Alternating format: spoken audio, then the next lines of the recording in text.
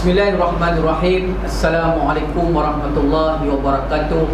Selamat pagi dan salam sejahtera kepada semua guru dan juga waris Sekolah Menengah Kebangsaan Kelibang yang saya kasih sekalian. Alhamdulillah, pada pagi ini Sekolah Menengah Kebangsaan Kelibang telah pun mengambil satu inisiatif untuk membuat sesi libat urus bersama waris berkaitan dengan pengoperasian pembukaan sekolah yang akan berlangsung pada 3 Oktober 2021 nanti. Bagi pihak sekolah, saya mengucapkan selamat sejahtera dan semoga ibu bapa semua dapat membuat persediaan seperti mana yang telah pun tuan-tuan dan puan-puan telah pun mengikuti libat urus ini yang telah pun dibuat oleh pihak Kementerian Pendidikan, dan juga tuan-tuan telah pun menuntun di dalam televisyen dan juga dalam media massa. Tetapi pada hari ini izinkan saya selaku Pengetua Sekolah Menengah Kebangsaan Kelibang untuk memberi penerangan kepada tuan-tuan sedikit berkaitan dengan pengoperasian yang akan berlaku pada 3 hari bulan 10 nanti, dan juga yang akan berlaku pada 17 hari bulan 10, dan juga yang akan berlaku pada 31 hari bulan 10. Tuan-tuan dan puan-puan yang saya hormati sekalian, seperti yang tuan-tuan dan puan-puan sedia maklum bahawa pengoperasian untuk sesi persekolahan ini akan bermula pada 3 hari bulan 10 dan bergantung kepada fasa-fasa yang telah pun ditetapkan oleh pihak kerajaan. Tuan-tuan dan puan-puan, seperti yang tuan-tuan sedia maklum bahawa pembukaan sekolah ini mengikut fasa-fasa yang telah pun ditetapkan oleh pihak kerajaan melalui plan pemulihan negara. Walaupun negeri Kedah ini seperti yang tuan-tuan dan puan-puan sedia maklum, kita masih lagi berada dalam fasa 1. Tetapi bagi daerah Langkawi, kita telah pun berada dalam fasa 4, iaitu kita sedang berada dalam program gelembung pelancongan. Oleh itu, tuan-tuan dan puan-puan, Kementerian Pendidikan telah pun menetapkan sekolah-sekolah di daerah Langkawi akan dibuka pada 3 hari bulan 10 nanti. Persoalannya ialah siapa yang akan datang ke sekolah pada 3 hari bulan 10 nanti. Okey, yang pertama ialah tuan-tuan dan puan-puan yang akan datang ke sekolah pada 3 hari bulan 10 nanti. Saya akan bercakap konteks Sekolah Menengah Kebangsaan Kelibang. Konteks Sekolah Menengah Kebangsaan Kelibang yang kita tidak ada asrama, yang kita tidak ada pelajar tingkatan 6. Kita hanya ada pelajar pendidikan khas, kita hanya ada pelajar tingkatan 1 hingga pelajar tingkatan 5. Yang akan datang ke sekolah pada 3 hari bulan 10 nanti ialah semua pelajar dalam kelas pendidikan khas integrasi, iaitu kita ada 37 orang pelajar dalam kelas pendidikan kelas integrasi. Semua pelajar ini akan datang ke sekolah, dan pelajar ini datang ke sekolah semua. Mereka ini tidak ada penggiliran, mereka datang semua. Jadi saya berharap kepada waris-waris yang ada mereka berada dalam kelas pendidikan khas supaya dapat menghantar anak-anak seperti hari persekolahan biasa, iaitu kita akan bermula pada pukul 7.40 pagi. Dan seperti biasa juga, anak-anak tuan-tuan dan puan-puan akan terlibat dengan SOP untuk masuk ke kelas. Mereka dikehendaki mengambil suhu dan sebagainya. Pihak sekolah telah pun mengambil inisiatif menugaskan guru pendidikan khas dan juga pembantu murid pendidikan khas supaya berada di lobi sekolah dan menyambut anak-anak tuan-tuan, mengambil suhu anak-anak tuan-tuan, mencatatkan suhu anak-anak tuan-tuan, dan terus bawa mereka masuk ke dalam kelas, dan PDPC akan bermula sehinggalah mereka balik daripada sekolah. Itu yang pertama. Yang kedua ialah pada 3 hari bulan 10 itu juga pelajar tingkatan 5, iaitu pelajar yang akan mengikuti kelas SPM. Di Sekolah Menengah Kebangsaan Kelibang ini terdapat 152 orang pelajar tingkatan 5. Seperti yang telah pun ditetapkan oleh Kementerian Pendidikan, pelajar ini akan dibahagikan kepada 2 kumpulan, iaitu 50% sebagai contoh. Sebagai contoh, pelajar kelas 5 Indosina, mereka ada 18 orang. Jadi kumpulan A 9 orang, kumpulan B 9 orang. Kumpulan A akan datang pada 3 hari bulan 10. 3 hari bulan 10, 4 hari bulan 10, 5 hari bulan 10, 6 hari bulan 10, 7 hari bulan 10, iaitu hari Ahad sehinggalah hari Khamis. Okey. Pada minggu hadapannya pula ialah 8, 9, 10 hari bulan 10 itu kumpulan B pula datang. Kumpulan B pula datang. Kumpulan A duduk di rumah. 3 hari bulan 10 sampai 7 bulan 10 kumpulan A datang. Kumpulan B di rumah. Kumpulan B di rumah. Kumpulan B buat PDPR secara sendiri.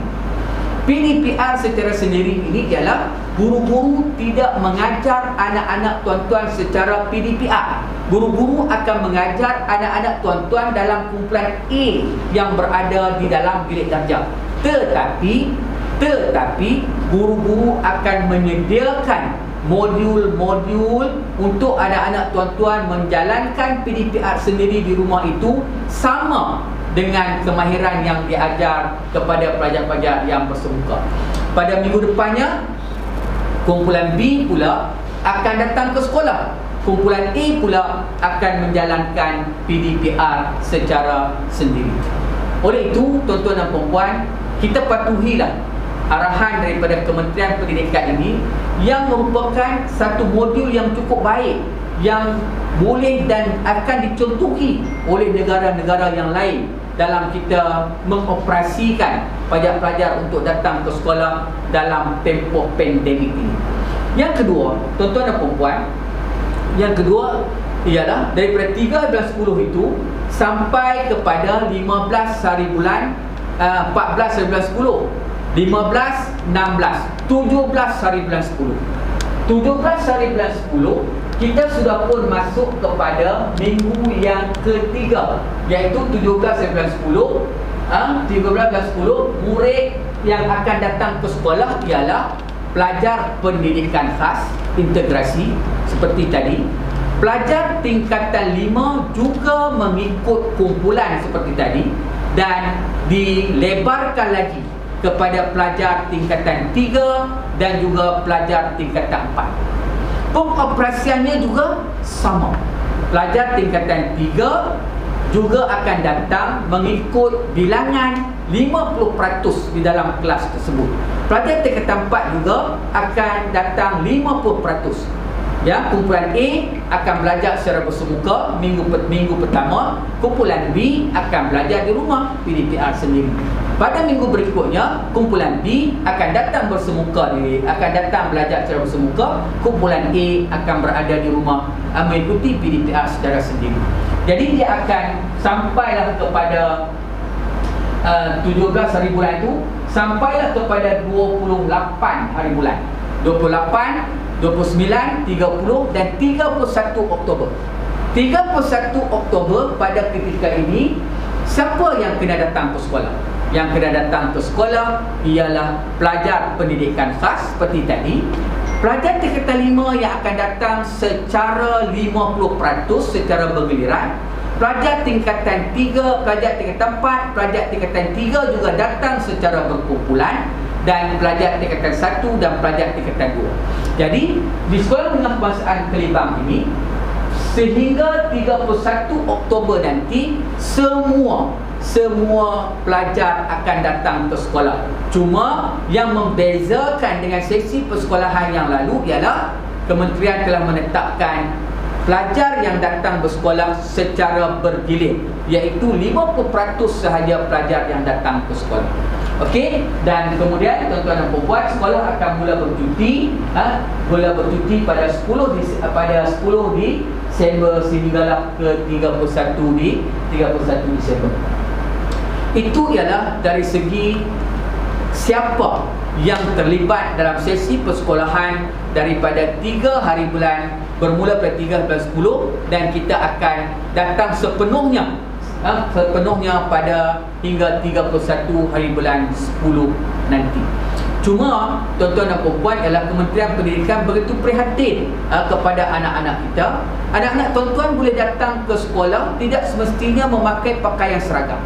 Kalaulah tidak ada pakaian seragam, pakailah pakaian yang yang sopan untuk datang ke sekolah. Jangan jadikan kerana tidak ada kasut sekolah, tidak ada uniform sekolah, anak kita tidak datang ke sekolah. Itu bukan satu masalah. Yang pentingnya ialah kita datang ke sekolah, kita nak belajar secara bersemuka dengan guru-guru. Mungkin anak-anak tuan-tuan juga rindui suasana untuk belajar di dalam bilik darjah. Tuan-tuan dan puan-puan, seperti biasa, di mana-mana pun kita hadir di premis-premis swasta ataupun premis-premis kerajaan, kita dikehendaki mengikut SOP yang telah pun ditetapkan. Begitu juga dengan pihak sekolah, kita juga telah pun membuat persiapan seperti dalam versi 1, dalam versi 2 yang telah pun kita membuat pengajaran secara bersemuka. Pelajar datang ke sekolah, pelajar datang, mereka akan mengikut satu jalan yang khusus untuk masuk sahaja.